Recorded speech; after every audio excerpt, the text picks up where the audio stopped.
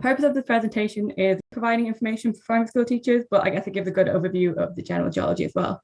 So what we were really looking to do was introduce the geology of the peninsula and the geologic history, as well as providing some ideas of how this can be incorporated into primary school education. So really what we're trying to do is promote the geology of the area and promote the area as an outdoor classroom. So as Lucy said, we have been working on putting some resources together already. So we really are looking for feedback and input that people might have, and really how we can make those resources as useful as possible. So at the end, we will have a bit of a discussion as well and hopefully get a bit of exchanging of ideas going too.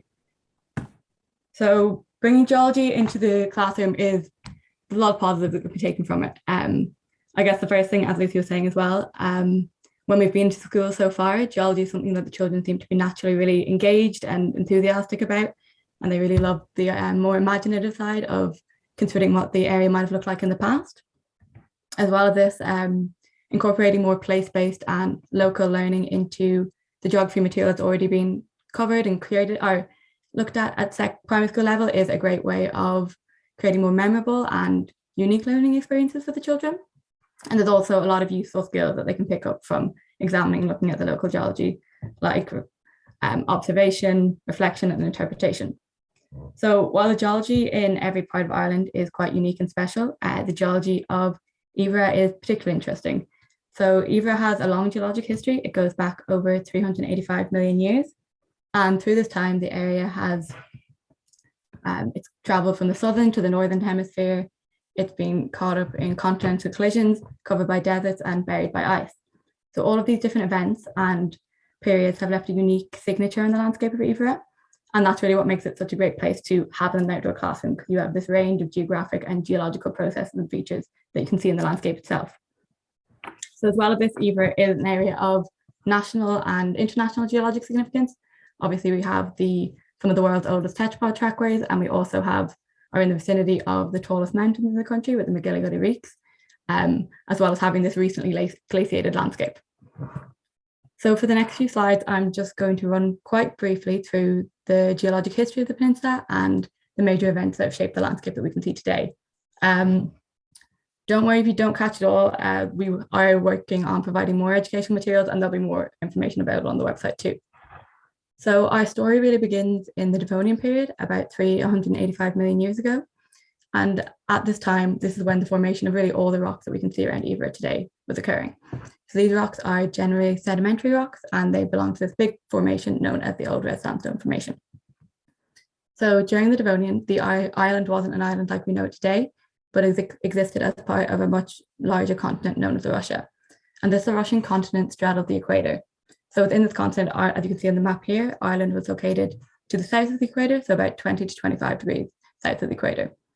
So because it was much closer to the equator, the climate would have been a lot hotter and drier, and the area of Ireland as a whole would have been dominated by this big desert landscape.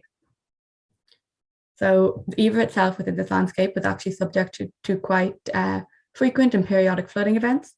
So during these really heavy rainfall periods, we would have had all these channels and lakes swirling across the area, and there would have been lots of flooding as well. So the other thing that was happening in Iveragh at the time is that it was part of this low-lying depression or trough of land known as the Munster Basin that covered much of the southwest of Ireland. So this basin was created by the pulling apart and extension of the Earth's crust, and this acted as a natural drainage point for all these rivers and floods that were forming across the landscape. So you can imagine that all these rivers and channels and floods would have been carrying lots of sediment, so pieces of rock and mud and sand, which were all deposited within this low-lying basin. So because it wasn't just one big flooding event, but many hundreds of them over millions of years, we got quite a big amount of sediment accumulating within this basin. It's estimated to be somewhere between about 6 or 7 kilometers of sediment. So eventually this all became compressed and squeezed together, and we got the solid sedimentary rocks that we can see around the area today. So the rocks that we see around Iveragh are generally sandstones, mudstones, and conglomerates. And really any rocks that you can see outcropped around the area are likely to be this Old Red Sandstone Formation. However, sedimentary rocks are not the only rocks that were forming at the time. We also had some volcanic activity occurring. So with the stretching and pulling apart of the Earth's crust and the forming of the Munster Basin, we also had these faults and fractures that were forming to the Earth's surface. And these provided routes for magma to rise up from deep in the Earth. So some of this magma would have actually remained below the Earth's surface, where it would have cooled and solidified to form what we call intrusive igneous rocks. But in other areas, it would have broke to the surface in those more violent volcanic eruptions, and we would have had the creation of extrusive igneous rocks. So igneous rocks, in terms of volume, they're quite minor on the peninsula, but they're very important to the story. So the biggest area of volcanic rocks we have is located around Begonish Island, and the rocks here are called dolerite. So this dolerite formed as a sill, and sills form when magma rises up through these cracks in the Earth's surface and then pushes its way through pre-existing horizontal layers of rocks. So it actually cools and solidifies below the surface. But as I was saying, in some areas, the magma did break to the surface, and we had the formation of extrusive igneous rocks. And this can be seen really clearly at White Strand over the water. So what happened here was that the magma was rising towards the surface, and as it broke to the surface, it mixed with the wet muds and sands that would have covered the floodplain environment. And at the same time, we had a lot of ash and other fragments of volcanic rock being added. So what we got, as you can see in the middle picture, is this quite jumbled and colourful rock mass made of lots of different fragments that we call volcanic breccia. So the final type of igneous rock we have on the Iveragh Peninsula is tuff, and tuff is an extrusive rock that forms when ash that's created by big volcanic eruptions falls to the ground and hardens. So these ash deposits can be seen at Valentia Island and at St. Ninian's Bay. And it's really these ash deposits that give us a bit of an insight into a much more violent time in Iveragh's past, when we would have had these big volcanic eruptions occurring, and there would have been these huge ash clouds that would have engulfed the sky. So throughout the Devonian, the continents would have been gradually drifting towards each other. And about 300 million years ago, there was a big continental collision where the three continents that existed at the time, so we had Russia, that Ireland was a part of, and then Gondwana and Siberia, these all collided to form this huge supercontinent known as Pangaea. So during this continental collision, Ireland got caught up in a mountain building event that had a really profound impact on the landscape. So during this, as the plates were being pushed together, the Devonian old red sandstones were compressed and squeezed, and the once flat-lying rocks were buckled and folded and pushed upwards to form mountains. So it would have been during this time that we had the formation of the McGillicuddy Reeks, and we would have got that overall ridge and valley structure of the landscape of Iveragh that we can see today. So by the Quaternary, which is our present geologic period, and it began about 2.6 million years ago, Ireland would have completed its northward drift and would have obtained its present geographic position. Around this time, the global climate also would have begun to oscillate between periods of warm and cold, known as glacial and interglacial cycles. And during these glacial cycles, Ireland and much of the Northern Hemisphere would have been covered by big sheets of ice. So while Ireland has glaciated on a number of occasions, this had most recently occurred about 25,000 years ago in the last glacial period. So during the last glacial period, all of Iveragh would have been covered by ice, and really we just would have had those taller mountain peaks sticking up above the ice surface. And this ice would have been generated in glaciers that formed in the mountains, and also would have spread from this big ice dispersal centre that we had located around Kenmare. So the glaciers are really what put the finishing touches on the landscape of Iveragh that we can see today, and left behind the really rugged terrain. So as the glaciers moved across the landscape, they had a pretty big capacity to erode material, and they would have further carved out valleys. They would have excavated out those hollow shapes we get in the mountains, known as corries, and they also would have smoothed and abraded rock in the low-lying area. As well as this, the glaciers would have picked up and transported a lot of material, which as the ice sheets began to melt and retreat, was deposited and dumped onto the ground. So we generally refer to these deposits as glacial till, and they consist of an unsorted mixture of mud and sand and pebbles and boulders. And these till deposits are really extensive across the low-lying areas of Iveragh, and most often we can see them exposed along the coast where the waves have cut cross-sections through these deposits. The other thing that was happening is all these ice sheets are melting. Obviously, there were huge quantities of meltwater that was being produced. And as this drained across the Earth's surface and the land surface, it was often blocked and drained by depressions that have been created by both glacial deposition and erosion. And this formed the lakes that we see around Iveragh today. So the majority of this water actually would have drained directly back into the ocean. And because so much water at the time had been locked up in ice sheets globally, this actually resulted in a global increase in sea levels. And it was during this increase in sea level rise that we would have had the isolation of the island of Iveragh. So this would have happened as the low-lying areas that previously connected them to land were flooded, and we're just left with those peaks and taller hills sticking up above the surface. So we also would have had the flooding of Kenmare River and Dingle Bay at this time. So it was at this stage that we really had the formation of Iveragh at the peninsula, and the coastline was beginning to be obtained. However, the landscape of Iveragh is definitely far from complete, and we can still see geological processes in action today. So obviously we have processes like landsliding and mass movement, as well as rivers flowing across the area, but really nowhere can this constant evolution of the landscape and the geology of Iveragh be seen better than along the coastline. So waves are the dominant shaping force along Iveragh's coastline, and the erosive power of waves have created pretty dramatic scenery with cliffs and caves and sea arcs, arches and sea stacks.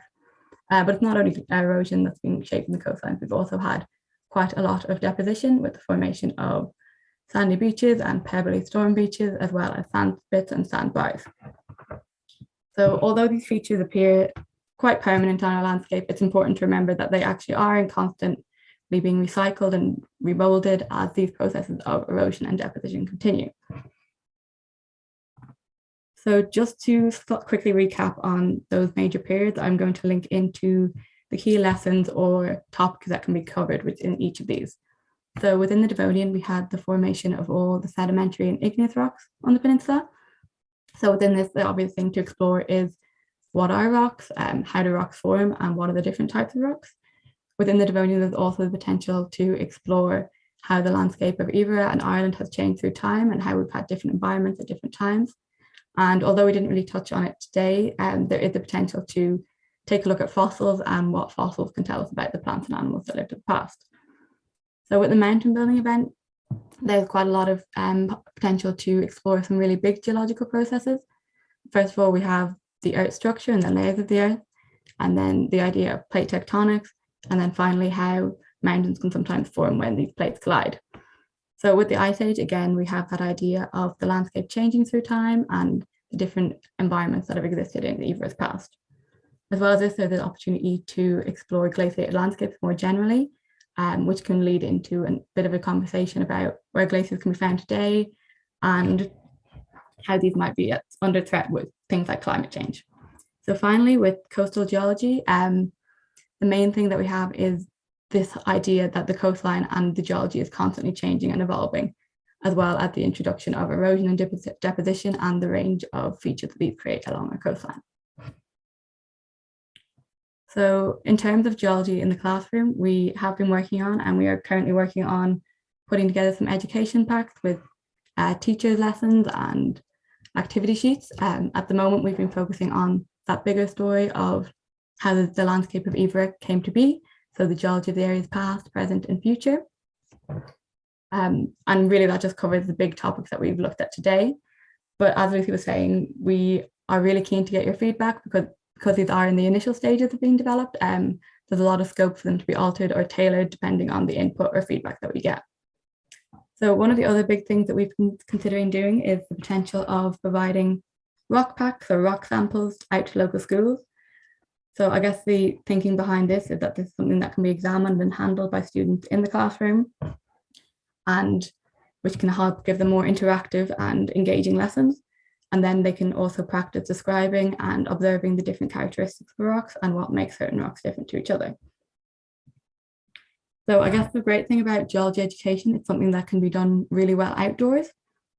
So to begin with, students can start to look at the local landscape and begin to identify features in the local landscape.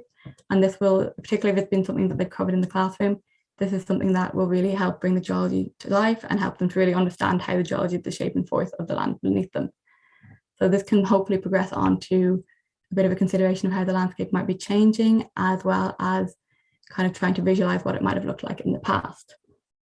So I suppose a big question to consider when looking and exploring the local landscape would be, what does the landscape look like? What features are present? And why is the landscape actually shaped like this? So the next thing we have is visualization and sketching of the landscape, which is a really effective activity that you can do with students. So within geology, sketching is actually a really important skill, and it's something that can be applied really simply around the school or in the area nearby to get students more connected with the landscape, get them thinking about how the landscape has been shaped, improving their observation skills and really reflecting on what they've been seeing. The big things to consider when you have children sketching the landscape is to think about the scale of what they're drawing, so what features are big and what features are small, as well as the relative positions of the features, and trying to label and annotate things as much as possible. So the final thing I'll mention is similar to examining pebbles in the classroom, getting students out to a local beach or river and get them exploring and collecting pebbles themselves is a great way to get them engaged in the geology. So once students have collected pebbles, they can begin to distinguish between the various characteristics of the pebbles. And a really nice exercise is getting them to group or characterize the pebbles based on shared characteristics. So really any category or characteristic can work for this, as long as it makes sense. So students could group them based on color or size or shape or texture. And what's really nice about doing it in the natural environment rather than in the classroom is that it lends itself really nicely to kind of considering the bigger picture of the pebble of the story and the rock cycle. So considering questions like where did the pebbles come from, what might happen to them in the future, and why do the pebbles that we find on the beach and rivers tend to be rounded and smoothed, whereas when we look at them in the outcrop, they tend to be quite jagged and blocky. So I will leave it there for now and open it up to anyone's input or questions that they might have. And I guess what we would be really interested in hearing about is what resources might already be available for people, what information is most relevant, and I suppose would people be familiar with the geological features in the local area, or is that something that we could provide a bit more information on? So I will leave it there, and if I can... Thank you so much, Anna. That was really impressively condensed and beautiful to look at. So well done.